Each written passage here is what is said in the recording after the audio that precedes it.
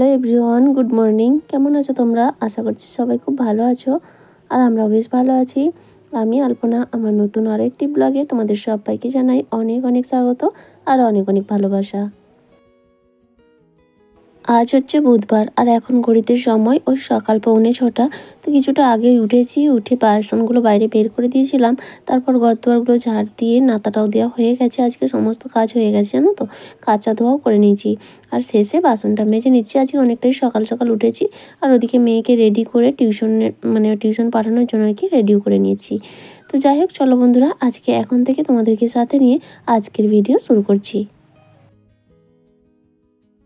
সকালবেলা সমস্ত কাজগুলো কমপ্লিট করতে একটু অসুবিধা হয়, কারণ কি সকালবেলা শরীরের মধ্যে একটা আলস্যতা কাজ করে, কেন জানি না। ঠান্ডার সময় যেমন বিছানা ছেড়ে উঠতে ইচ্ছা করে না, গরমে কিন্তু সেটা নয়, বিছানা ছেড়ে উঠে পড়ি, কিন্তু উঠে মনে হয় না যে কাজ করি। উঠে মনে হয় শরীরের মধ্যে একটা অস্বস্তি ভাব কাজ করে। তো যাই হোক, তবুও যদি এই সকাল সকাল মানে একবারে ভোর ভোর ওঠা যায়, তাহলে মনে হয় একটু এনার্জি পাওয়া যায়। তো সেই জন্যই চেষ্টা করছি কয়েকদিন ধরেই মানে খুব সকাল সকাল ওঠার। আর সকাল সকাল উঠলে কী হয় বলতো, দুপুরে তো সেভাবে ঘুম হয় না, মানে প্রত্যেকটা দিন যে ঘুমাবো সেটা হয় না, কারণ মেয়ে মোটেও ঘুমাতে চায় না দুপুরবেলা। স্কুল থেকে আসে 3টের সময়, তো খাওয়া দাওয়া করে একটু যদি ঘুমিয়ে পড়ে তাহলে আমি একটু রেস্ট পাই, কিন্তু ও না ঘুমালে না আমি একদম ঘুমাতে পারি না। কারণ কি, ও জেগে থাকলে কোথায় চলে যাবে, কি করবে, তো সেই চিন্তায় না আমি একদম ঘুমাতে পারি না। তো সেই জন্য রেস্ট হয় না, আর রাতে সেই ঘুমাতে ঘুমাতে 11টা বেজে যায়, 11:30। তো সেই জন্য আর কি, মানে ঘুমটাই মনে হচ্ছে কম হচ্ছে, সেই কারণে একটু অলসতা কাজ করে। তো যাই হোক, দেখো বাসনগুলো ধুয়ে মেজে নিয়েছি, আর এখন বাসনগুলো ধুয়ে নিচ্ছি। বাসনগুলো ধোয়া হয়ে গেলেই আমার সকালের বাসি কাজকর্ম কমপ্লিট হয়ে যাবে। এরপর ফ্রেশ হয়ে নেব, ফ্রেশ হয়ে একটু চা খাবো। মানে মনে হয় এই যখনই অলসতা কাজ করে না, তখন মনে হয় একটু চা খেলে গরম গরম, তাহলে এনার্জিটা ফিরে পাওয়া যায়। তোমাদের কারো কীরকম মনে হয়? আসলে না, এমন একটা সময় ছিল আমি না চাই খেতাম না, খেতে পারতামও না, গরম চা খেলে জিভ টিপ পুড়ে যেত। তারপরে জানো তো, যখন আমি নার্সিং করতে শুরু করলাম, রাতে নাইট ডিউটি করতে হতো, তখন কি রাতে ঘুম পেতো, আর এরকম হতো তখন ওই স্টাফেরা, মানে আমাদের ওখানে চায়ের কেটলি ধরা থাকতো। তো যখন যে পারে খাচ্ছে, ওই একটু একটু করে খেতে খেতে না এখন একটু অভ্যাসে পরিণত হয়েছে। তবে তখন তো অনেকটাই খেতাম, এখন সারাদিনে দুবার, আর এখন গরম পড়তে দুবার না হলে একবার হলেও চলে যায়। তো যাই হোক, তারপরে তোমাদের সঙ্গে দেখা হচ্ছে অনেকটা সময় পরে। ওই যে অলসতা কাজ করছিল, তো সেই কারণেই না অফ ক্যামেরায় সমস্ত কাজকর্ম করে নিচ্ছি, মানে রান্না বান্না সব কমপ্লিট হয়ে গেছে, মেয়ে স্কুলে চলে গেছে। আর এখন এই যে উনুনটা পরিষ্কার করে নিচ্ছি।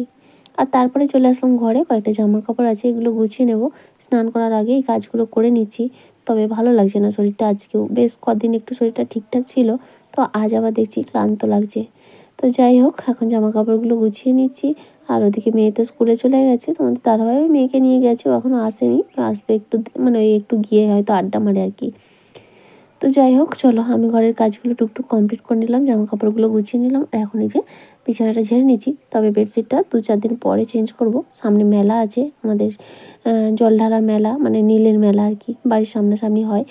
তো যাই হোক, সেই জন্যই কেউ আসুক বা না আসুক, তবে সম্ভবত কেউ আসার মানে আছে আর কি। তবে যদি আসে তোমরা তো অবশ্যই দেখতে পাবে। তো যাই হোক, তখনই একবারে চেঞ্জ করবো, এই কদিন আর করলাম না। তারপরে দেখো স্নান টান করে নিয়েছি, এখন চলে এসেছি ঠাকুরটা পুজো করে নিতে। যে অধিকারী ফ্যামিলি দিদিভাই জানতে চেয়েছে তোমার ওয়াচ টাইম কত হয়েছে গো। তো দিদিভাই, আমার চ্যানেলটা না মনিটাইজ হয়ে গেছে, তো সেক্ষেত্রে ওয়াচ টাইমটা কোনো কাজে লাগে না। আর চ্যানেল মনিটাইজ হওয়ার আগে 4000 ঘন্টা ওয়াচ টাইম কমপ্লিট করে চ্যানেল মনিটাইজ হয়েছে। এখন ওয়াচ টাইমটা তো আর কোনো গুরুত্ব নেই, আর কতটা হয়েছে সেটাও আমি, মানে ওইটার কোনো হিসেবের মধ্যে পড়ে না। এখন শুধু দেখি রেভিনিউ কতটা জমা হচ্ছে, তো এইগুলোই আর কি। ওয়াচ টাইম এখন কত সেটা বলতে পারবো না, কারণ ওইটার আমার চ্যানেলে ওয়াচ টাইম আর প্রয়োজন নেই। তবে কি বলতো, প্রত্যেকটা ভিডিওতে ওয়াচ টাইমের উপর হয়তো রেভিনিউটা জমা হয়, সেটা আলাদা জিনিস, কিন্তু তুমি যেটা জানতে চাইছো সেটা আমি বলতে পারবো না, কারণ ওইভাবে ওয়াচ টাইম তো আর কাউন্ট হয় না। মনিটাইজের আগে কিন্তু ওয়াচ টাইমটা দেখায় যে এত ঘন্টা তোমার ওয়াচ টাইম হয়েছে, কিন্তু এখন আর সেটা নয়। এখন ওই লাস্ট 28 দিনের ওয়াচ টাইম এইভাবে দেখা হয়। হয়তো দেখলে 365 দিনের হয়তো মানে দেখা যাবে, আমি না সেই ব্যাপারটা জানি না। আসলে ওইটার কোনো প্রয়োজন নেই বলেই আর ওইটা দেখি না। তো যাই হোক, আর thank you so much comment করার জন্য। ঠাকুর পুজোটা দিয়ে চলে আসলাম রান্নাঘরে, রান্নাবান্না কমপ্লিট। আর এখন রান্না করতে এলাম, কারণ কি, ওই পাশের বাড়ির একটা যা কিছু মাছ দিয়েছে, পুঁটি মাছ, ওদের কোথায় ধরেছে সেই জন্য আর কি দিয়ে গেছিলো। তো সেগুলোই ধুয়ে বেজে রেখেছিলাম, এখন সেগুলো একটু লবণ হলুদ দিয়ে ভেজে নেব। গরম গরম মাছ ভাজাকে দিয়ে ভাত খেতে কিন্তু বেশ ভালো লাগে। তো অনেকটা আগেই দিয়েছিল, মানে মেয়ে তখন স্কুলে যাওয়ার সময় দিয়েছিল, তখন ওই ধুয়ে বেছে রেখেছিলাম। আমি একেবারে দুপুরে ভেজে নেবো গেছে, সেই জন্য যেহেতু রান্না হয়ে গেছিলো তাই। তো এখন সেই মাছগুলোই ভেজে নিচ্ছি। আর আজকের ভিডিওটা ভীষণ ছোট হয়ে গেছে, কারণ ওই যে অলসতা কাজ করছিল, কিছু করতে ইচ্ছা করছিল না, তাই যেটুকু করতে পেরেছি সেটাই তোমাদের সঙ্গে শেয়ার করছি। তাই আজকের ভিডিওতে প্রত্যেকের কমেন্টগুলো আর পড়তে পারছি না। তো যাই হোক, পরের ভিডিওতে অবশ্যই কমেন্টগুলো পড়ে নেব। আর থ্যাংক ইউ সো মাচ তোমাদের সবাইকে, যারা যারা কমেন্ট করেছো। আর এইভাবেই তোমরা আমার পাশে থেকো, এটাই আমার রিকোয়েস্ট। তো দেখো মানে মাছগুলো দুবার ধরে ভেজে নিচ্ছি। একবার যে মাছগুলো দিয়েছিলাম সুন্দর মচমচে করে ভেজে নিয়েছি, আর শেষে আর একবার দিয়ে দিলাম। এরকম মচমচে করে পুঁটি মাছ ভাজা বা যে কোনো ছোটো মাছ ভাজা, বড় মাছ নয়, ছোটো মাছ ভাজা দিয়ে ভাত খেতে কিন্তু আমার বেশ ভালো লাগে। তো চলো, এগুলো ভাজা হয়ে গেল, এখন আমরা দুপুরের খাওয়া দাওয়া করে নেব। আর আমি সকালে রান্না করেছিলাম শাক চচ্চড়ি, খসলা শাক, আলু বেগুন দিয়ে, উচ্ছে আলু ভাজা আর মসুর ডাল, আর মেয়েকে একটা কই মাছ ভেজে দিয়েছিলাম। আর এখন এই যে মাছ ভাজা। খাওয়া দাওয়া সেরে এই আধা ঘন্টা মতো রেস্ট নিয়েছিলাম, কিন্তু মেয়ে ঘুমায়নি বলে ঘুমাতেও পারিনি। উঠে আসলাম, তাই ভাবলাম কি করব, আলমারি দেখলাম একদম যাচ্ছে তাই হয়ে আছে। তো সেই আলমারিটা ভাবলাম এখন একটু গুছিয়ে নিই। এত কাজের মধ্যে না এই সময়গুলো হয়ে ওঠে না, আর হয় না বলেই এরকম অগোছালো হয়। যদিও এই একটা আলমারির মধ্যে সবার জিনিসপত্র থাকলে এরকম অগোছালোই হয়, কিন্তু কি করব বলো, আমাদের তো আর প্রত্যেকের জন্য আলাদা আলাদা আলমারি নেই। তবে হ্যাঁ, করলে হয়তো হয়ে যাবে, কারণ কি আমার শোকেসটা আছে, আমার আলনাটা আছে, তো তিনজনে তিনটে ভাগ করলে হয়ে যাবে। কিন্তু কি বলো তো, আমার কিন্তু এত শাড়ি নেই যে আমার এই একটা আলমারি ভর্তি হবে।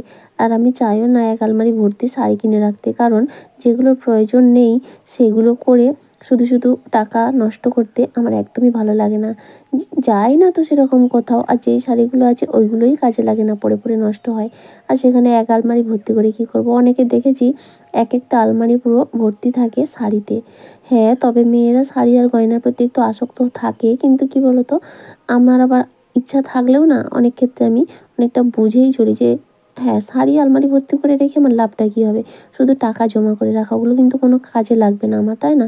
কিন্তু আমি যদি একটু গয়না করতে পারি, সেটা আমার কাজে লাগবে, সেটা ইনভেস্ট করা আমার বেশ ভালো লাগে। আর কারণ আমি জানি ওটা আমার বিপদে কাজ দেবে। কিন্তু আমি যদি এক আলমারি ভর্তি শাড়ি কিনে রাখি, সেটাও টাকা ইনভেস্ট করা, কিন্তু ওইটা প্রয়োজনে কোনো কাজই দেবে না, তাই না? ওটা শুধু পড়ে পড়েই নষ্ট হবে। কিন্তু যদি 1 গ্রাম সোনার একটা গয়না করতে পারি, তো সেটাও কিন্তু কোনো একটা সময় বিপদ হলে সেটা কাজে লাগানো যাবে, তাই না? তো আমি এটাই ভাবি, সেই জন্য আমার খুব একটা শাড়ি টাড়ি কিনি না। তবে ইচ্ছা যে হয় না, দেখলে মনে হয়, তবে টুকটাক নিই আর কি, কারণ সেভাবে তো কোথাও যায় না, তোমরা দেখেছো। তো যাই হোক, ওদিকে শাড়িগুলো গুছিয়ে নিলাম, আর এদিকে এই যে উপরের একটা পেপার দিয়েছিলাম, তো পেপারটা এবারে তুলে দিয়েছি। আর এই যে উপরের একটা অগোছালো হয়েছিল, এখানে মেয়ের নাচের ড্রেসগুলো টুকটাক রেখেছি। তবে হ্যাঁ, আর কিছুদিন পরে হয়তো আমাদের জন্য আবারও আলমারি কিনতে লাগবে, কারণ মেয়ে বড় হচ্ছে, মেয়ের জামা কাপড় বাড়বে, আর মেয়ে নাচ যেহেতু করে, ওর নাচের পোশাকগুলো রাখতে, তো সেক্ষেত্রে হয়তো লাগবে, তবে এখন এই মুহূর্তে নয়। তো চলো বন্ধুরা, আজকের ভিডিওটা এটুকুই, আবারও দেখা